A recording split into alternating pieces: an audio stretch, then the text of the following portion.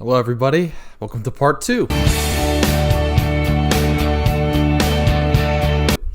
By the way, since I know somebody's gonna ask this, since I kept the fish ambush scene in, it's entirely possible to save the "that's a lot of fish" line.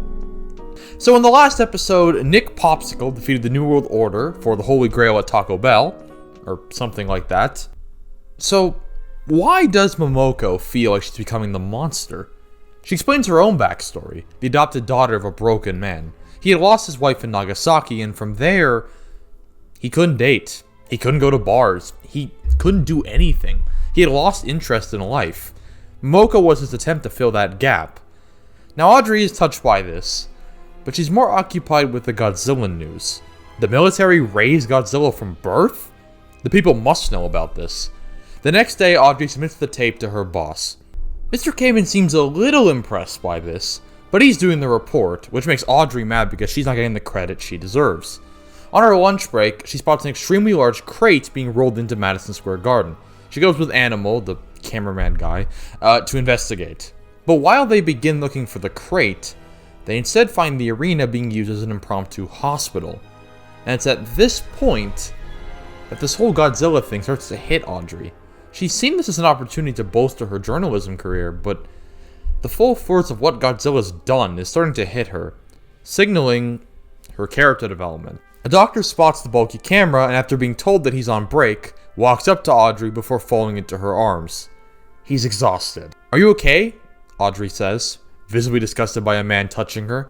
"I'm so tired," the doctor says. "I'm so helpless." "No, you're not," Audrey responds. "You're a hero. Now get off me." The doctor asks if Audrey's filming all this, which Audrey says yes. Then he asks to be interviewed. They send it to a random news guy to be broadcasted. Immediately after, Audrey and Animal are chased around the sports arena by the US military. So we've cut the crappy raptor subplot. We might as well also cut the crappy underwater submarine shit too.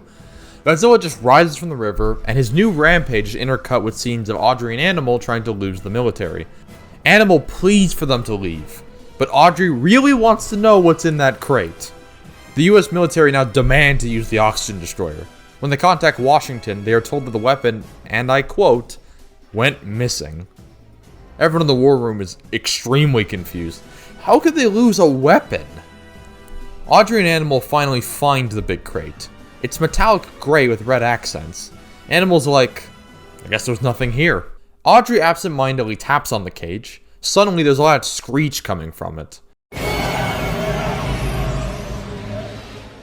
They start filming a report in front of the crate. The general, realizing he has no choice, must turn to his last resort. "Release him," the general mutters. Most of the soldiers in the war room know what's happening here. They sure as hell aren't happy about it. The general responds, "We don't have a choice. Let me spell it out for you. I want you to send Junior after him." The military roll out the cage, almost crushing Audrey and Animal, and out comes Mechagodzilla. I think Mechagodzilla really fits first movie villain extremely well. He's not a final boss at King Ghidorah. He's a villain Godzilla himself beat 2v1 once. Well, the other monster there was a Titanosaurus, so I mean... This Mechagodzilla was raised by humans and is seemingly more partial to them. Mechagodzilla is the metallic terror he's usually portrayed as, but there's one major change here. He's not a robot, he's a cyborg. An organic Godzilla, born of the bomb dropped over Nagasaki, with an armored shell cased around him. He is younger than the original Godzilla though, so he's probably gonna need the additional weaponry to take down the OG. So, here's the big climax. Godzilla versus Mechagodzilla. Nature versus technology. All going down in the Big Apple, and Godzilla leaves. So, Dr. Elsie may have been naive, and pardon my French, a little stupid, but she was partially right.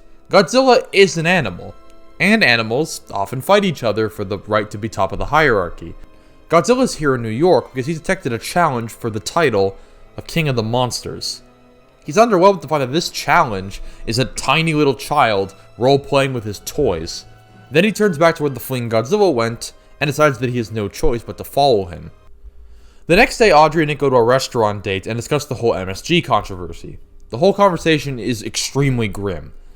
Nick confronts Audrey about stealing Momoko's oxygen destroyer tapes. And it's right about now where we can start to resolve Audrey's character. Now, Audrey, of course, wants to be a serious journalist. But Audrey sort of realized there's a second reason why she's been acting so desperate. See, when Audrey left Townsville, she told everyone that she was going to become a famous reporter. Well, that hasn't happened. And that sort of created this imposter syndrome complex. Did they mean that? When everyone told her she was talented and special, were they lying? Just trying to be nice? Or maybe she blew it. Audrey doesn't know yet, but she does know the right thing to do here. She confesses up to everything. Says that she's sorry about the tapes, sorry for leaving Nick behind after the confession, and that he's a good person who deserves better. Nick looks at her weird and smirks, saying, "Don't try anything funny." Audrey laughs. The same day, Nick helped the French Secret Service break into the US military base to steal confidential information about Godzilla, where they learned that his weak spot is in between his tail and his spine. And the next day, Godzilla comes to town, and Mechagodzilla is nowhere to be seen. Godzilla blows up Madison Square Garden. Don't worry too much. It's implied that Audrey's expose pressured them to move all the patients to Jersey. We see Momoko taking the oxygen destroyer off her truck to load it onto a boat when the US military arrive. But before things get too grim, the French Secret Service come to make the save, with Dr. Annapolis with them. The military wonder how they got through their defenses, and what Nick's even doing there. Nick looks at Philippe, and we flash back to Philippe pulling his Elvis impression past the guards. Mechagodzilla arrives, but he just gets his ass kicked. Godzilla's just mashing the atomic breath button. Momoko escapes with the oxygen destroyer and Philippe. They're on a fishing boat, but not just any fishing boat. It's pretty clear it's Gojira Guy's fishing boat. The boat comes up close to the fight, where Momoko tearily looks at Mechagodzilla pinned to the ground. Mechagodzilla's eyes match Momoko, and he becomes more serious. The Air Force comes in for support, which gives him a bit of time to fire his finger missiles at Godzilla, which does a bit of collateral damage. Also, it's nowhere near enough to take down the Big G. Although Mechagodzilla deals some real punishment when Godzilla gets stuck on the Brooklyn Bridge, thanks to his anchor bolts. And that lets Mechagodzilla just unleash everything on him. Finger missiles, laser eyes, an ice beam from its chest, everything. Eventually, a familiar face arrives at the docks. It's Gojira Guy. And he's concerned, because this whole scene is happening right beside his boat on the docks. And suddenly, he breaks down, screaming about how he knew that he should have never trusted the US military after what they took from him. The soldiers aren't really sure what he's referring to, and Nick doesn't really either. But Nick decides to try to talk to him. He asks Gojira Guy what he wants to happen. Gojira Guy says he wants Godzilla to kill everybody.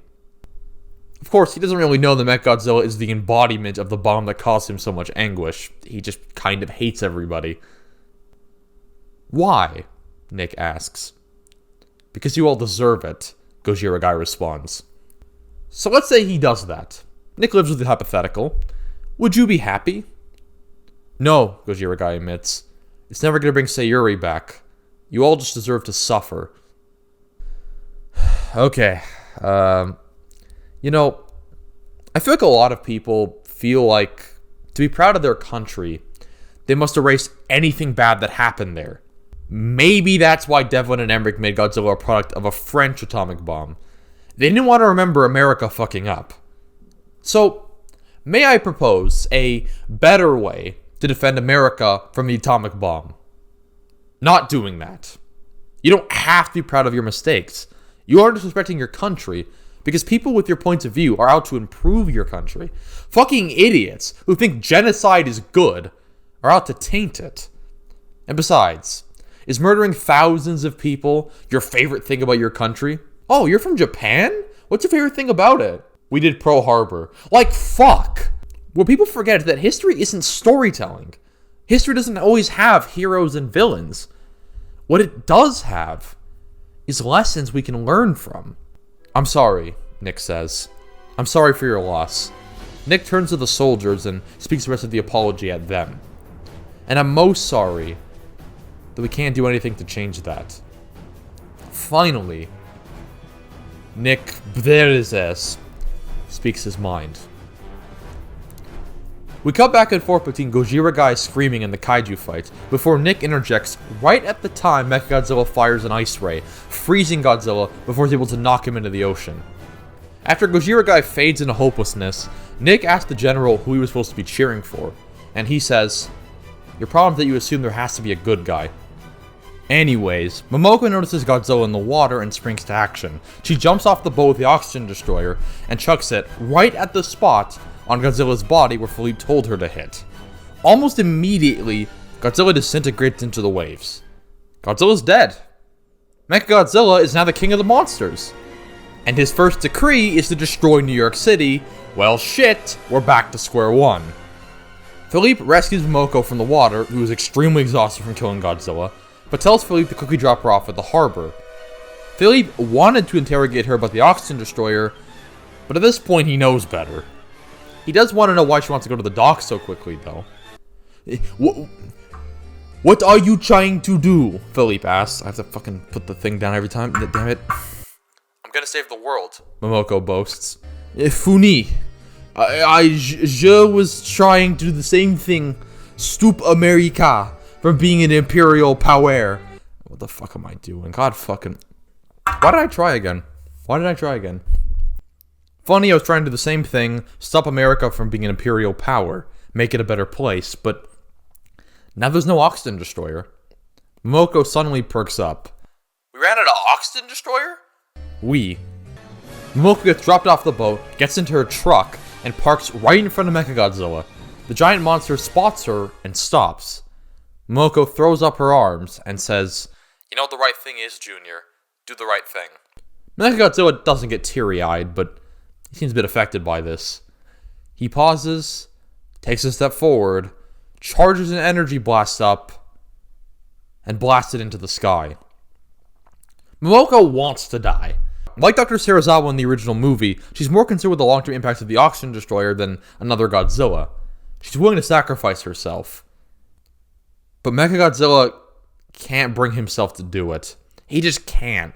Momoko keeps trying to egg him on, screaming the dangers if she stays alive, that she'll be kidnapped by some government for what she knows. But Mechagodzilla still can't do it. He hasn't forgotten the past. He knows what it's like to lose somebody, and he doesn't want that to happen to him. By the way, I know that I killed off Godzilla. Let me explain that one a little bit. A lot of Godzilla movies struggle with the idea of Godzilla's supersonas, the dichotomy between the Destroyer Godzilla and the Earth's champion Godzilla. One movie, Godzilla is destroying the city, and he's an allegory for nuclear warfare. The next, he's on Monster Island trying to avoid his son. So since we have two Godzillas, we can make each of the personas its own character. The original Godzilla played the evil Godzilla, and Mechagodzilla plays the good Godzilla. Besides, Godzilla killed people for the memes. It's gonna be hard to actually convince people he's the good guy after the second movie. Mechagodzilla, by the way, you may have noticed, has a lot of traits similar with Godzilla Jr. from the animated series. That's not a coincidence. It was a decent show, and a monster raised from birth by humans is a decent explanation for a good kaiju, so yeah, just have Mechagodzilla lose the suit in the next movie and you're golden. Audrey, who had been reporting the fight from a helicopter and spotted Nick in the air, demands the pilot fly her to his location, and they have an emotional, albeit platonic, hug. I see them getting together for a second or third movie. Audrey probably still needs time to develop her character and, complete the redemption arc. She then asks Nick if the city is ever going to forget this. Nick's focused on a slashed Empire State Building, and the ambulance sirens in the background start to swell. We then see Philippe on the boat, reporting back to home base that Momoko got away, and that they should give up on the oxygen destroyer. He's speaking sarcastically, with a smug grin on his face. We end on Momoko on her knees in the middle of Manhattan, trying to process being shown mercy by a giant monster. Suddenly, a military vehicle pulls up, and a cell of soldiers pop out. Momoko is in no position to do anything but surrender here. That is before the general announces to Momoko that they've relieved her of her duties. They won't need to know anything with the oxygen destroyer anymore. And as a bonus, they've got a special surprise for her. It's her adopted father, Gojira guy. And the final line of the movie is Nick pretentiously speaking over their embrace as the military vehicle drives away. It's going to be hard to forget something like this, but I don't know if that's explicitly a bad thing.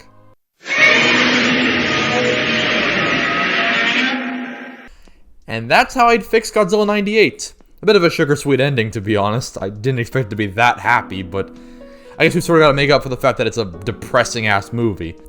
So how would you fix Godzilla 98? What do you think of my mechanic job? Did I do the King of the Monsters justice? Or is this rewrite the worst act of destruction since... well, you know. Leave your criticism in the comments below, and my fragile ego will learn from it. I'm Mark Dies at the end, and oh my god, I just forgot. Get Puff Daddy and the fucking Wallflowers off the soundtrack. There you go. Movie fixed. How was it sharing the screen with that big, green, blobby monster? Well, I actually had it all to myself because he wasn't there. And then they just put him in later, but... It's because you're so pretty, you know, you sort of beat him off, right? he was too much of a star to ever come to the set, so... And how was Matthew as an on-screen love interest? He was great. He's like the perfect gentleman, dry humor, great kisser, so sweet and cuddly. I love Matthew. I want to do another movie with him. How does he kiss? You'll have to watch the movie to find out.